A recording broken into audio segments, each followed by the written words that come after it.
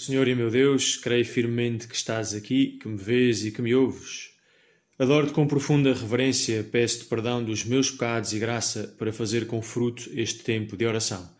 Minha Mãe Imaculada, São José, meu Pai e Senhor, anjo da minha guarda, intercedei por mim.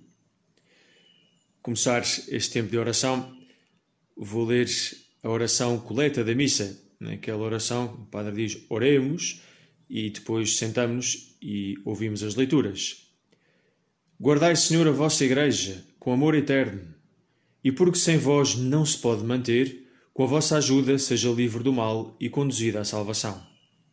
A Igreja sempre teve e tem perfeita consciência de que não é nada sem Deus, e este recorrer continuamente à ajuda de Deus é absolutamente necessário.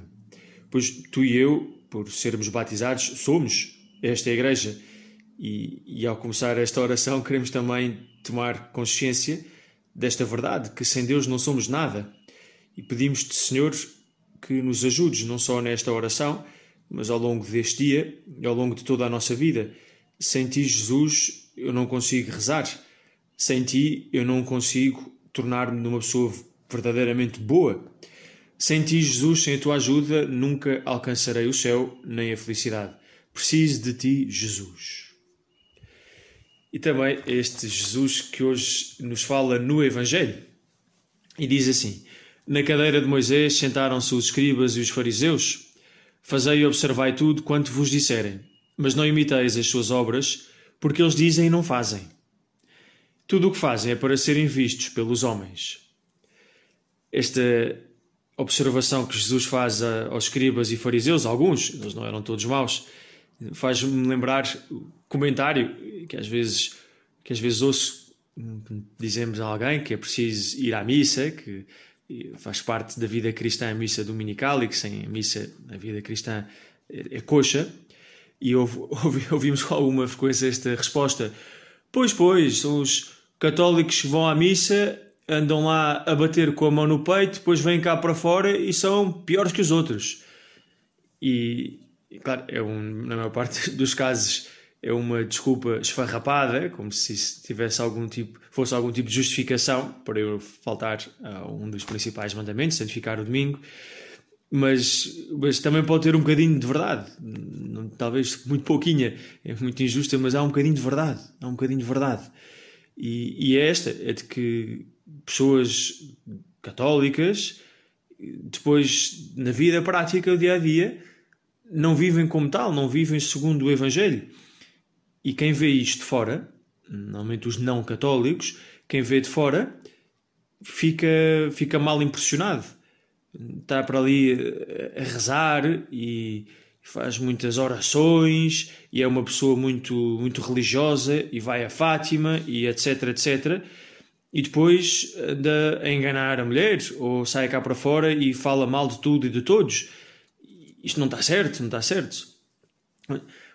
Esta pessoa podíamos dar uma outra resposta assim rápida, dizer primeiro que não é por alguns maus exemplos que o todo deve ser julgado, mas acima de tudo que se as pessoas não vivem de acordo com a fé que professam, a culpa é delas, não é da fé que não seja boa. Portanto, Jesus diz isso. Olha, os escribas e os fariseus, o que eles dizem é bom, ouvi, prestem atenção ao que eles dizem, porque eles estão a ensinar a lei de Deus.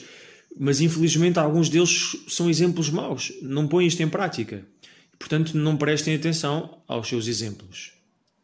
Bom, é possível que por esta altura, ao ouvires esta meditação, ou se calhar também leste este Evangelho, venha à mente alguma pessoa a quem este Evangelho se aplica muito bem.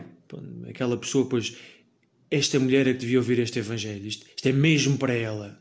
Ou aquele meu colega de trabalho, isto é claríssimo que Jesus está a falar dele. E isto seria, pode ser verdade, mas seria um grande erro da minha parte e da tua parte pensarmos desta maneira, sobretudo porque nos falharíamos o essencial. É que Jesus não quer falar àquela mulher ou àquele homem neste Evangelho, quer falar a ti. É a ti que ele se dirige e é a ti que Jesus chama a atenção e diz-te, pois vê tu também, não sejas como os escribas e os fariseus, vê também que sejas uma pessoa Que sejas, pelo contrário, uma pessoa coerente, uma pessoa que põe em prática, que vive com coerência a fé cristã. E esta altura da Quaresma é especialmente boa para ti e para mim, para nós nos aproximarmos de Deus com o coração sincero, sem desculpas, sem máscaras, e fazermos um exame da nossa consciência mais profundo. A vida não examinada, dizia o oráculo da antiga Grécia, não vale a pena ser vivida, pois isto é mais verdade ainda para a vida de um cristão. Se eu não olho para dentro da minha alma, da minha consciência, para ver como é que estou, para me examinar com serenidade à luz dos mandamentos de Deus, pois estou a viver uma vida superficial, não vou chegar a lado nenhum. Jesus, ajuda-me a ver a minha vida com o teu olhar. Ajuda-me, Senhor, a olhar para o modo como vivo as relações com as outras pessoas, com os meus pais e os meus filhos, com a minha mulher, o meu marido, com os meus sogros, com os meus colegas de trabalho, com os meus amigos, com as pessoas que, por alguma razão, fazem parte do meu dia-a-dia. Ajuda-me a ver, Senhor, se nestas relações há alguma coisa que não seja coerente com a fé cristã. Há alguma coisa que eu esteja a viver de maneira contrária àquilo que te agrada. Ajuda-me, Senhor, a ver nas minhas atitudes interiores se há pensamentos, se há desejos, se há coisas que não estão bem. Ajuda-me, Senhor, a arrancar estas coisas menos boas da minha vida, estas faltas de coerência. E depois, não esquecermos a dimensão mais importante da nossa vida, a relação com Deus, e perguntarmos, Senhor, será que eu estou a viver bem a relação contigo? Tu estás satisfeito do tempo que eu te dedico, da importância que eu te dou, da maneira como vivo a vida de oração, como frequento os sacramentos? Jesus, mostra-me se alguma coisa não é do teu agrado. Mostra-me, Senhor. E se tu e eu fizermos esta petição com humildade, com um coração sincero, podemos ter a certeza que Nosso Senhor nos vai responder.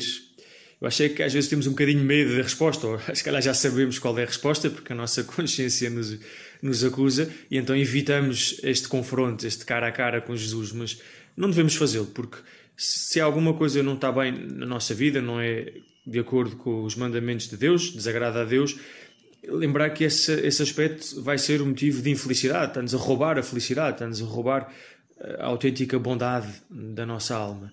E o que Deus quer é que nós sejamos bons e que sejamos felizes, e para isso quer curar-nos, quer que sejamos coerentes.